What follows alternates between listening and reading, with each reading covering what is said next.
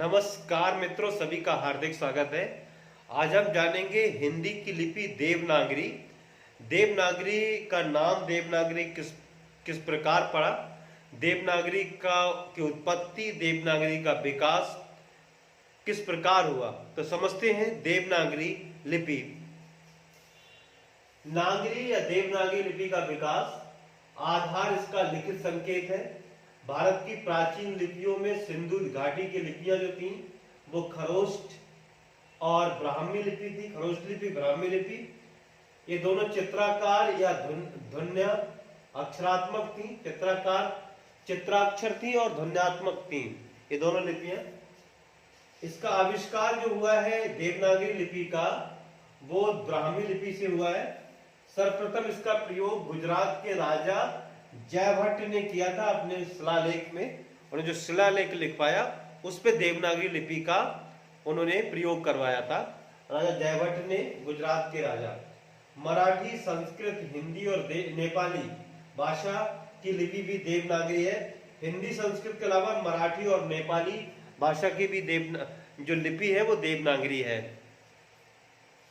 गुजरात का पंडित जो वर्ग था गुजरात में, उसे नागर ब्राह्मण कहा जाता था, और नागर ब्राह्मण ने जो लिपि का इस्तेमाल किया उसे नागरी लिपि कहा गया। इन्हीं के नाम से जो लिपि लिखी गई, उन अक्षरों को लिपिबद्ध किया गया, उन्होंने वो नागर ब्राह्मणों ने उसे नागरी लिपि कहा गया, नागरी कहा गया उन्हीं के नाम से, नागर ब्राह्मण के।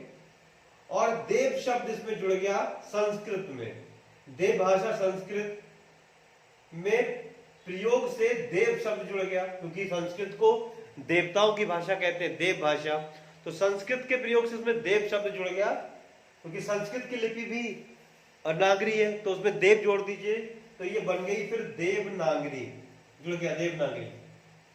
प्रथम लिपि सुधार जो समिति थी का अध्यक्ष चुना गया भारत में, वो गोविंद रानाडे।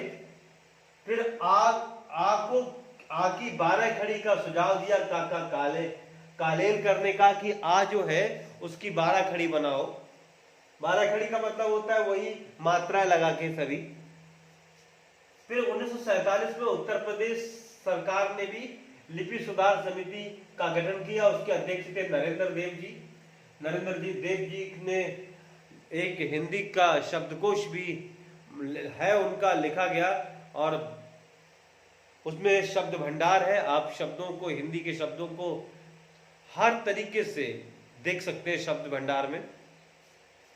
बाएं से दाएं लिखी जाती है ये हिंदी जो देवनागरी लिपि है, बाएं से दाएं लिखा जाता है। एक ध्वनि के लिए एक ही वर्ण में इसमें इस्तेमाल होता है। जैसा नाम होता है वैसा ही उसका उच्चारण किया जाता है, अंग्रेजी की तरह नहीं।